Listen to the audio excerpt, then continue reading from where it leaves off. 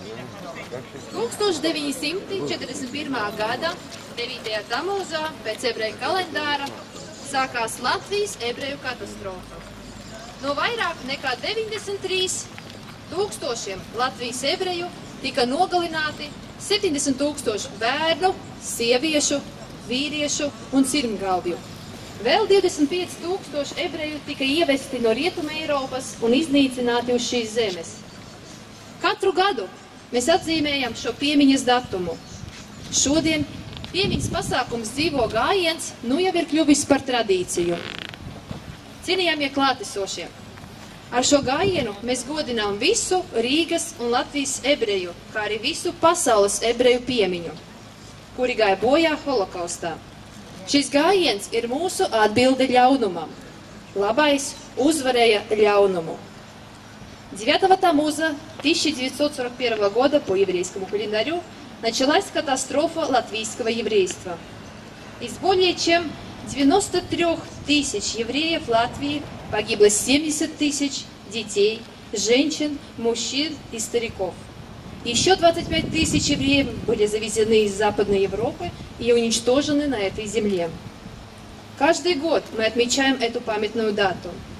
Марш «Шаги живых» сегодня это уже традиция. Уважаемые участники марша, этим шествием мы чтим память всех евреев Риги и Латвии, а также всех евреев, погибших в катастрофе. Этот марш – наш ответ злу. Добро победило зло. On Tammuz 9, 1941, the catastrophe of Latvian Jews was started. More than 70,000 children, women and men were killed here. More than 25,000 European Jews were deported and exterminated in this land. Each year we commemorate this date. March for Life, now it is a tradition.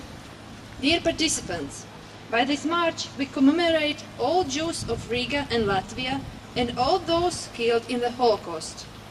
This march is our response to the evil. We celebrate triumph of good over evil.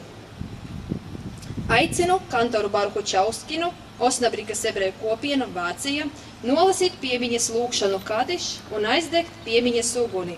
Uguni pasniedz Rīgas geto un Латвийс Холокоста музея дarbinieks Григорий Сверлис. Приглашаю кантора Баруха Чаускина, еврейская община Оснабрюк, Германия, прочесть поминальную молитву Кадиш и зажечь памятный огонь. Огонь подает сотрудник музея Рижского гетто и Холокоста в Латвии Григорий Сверли.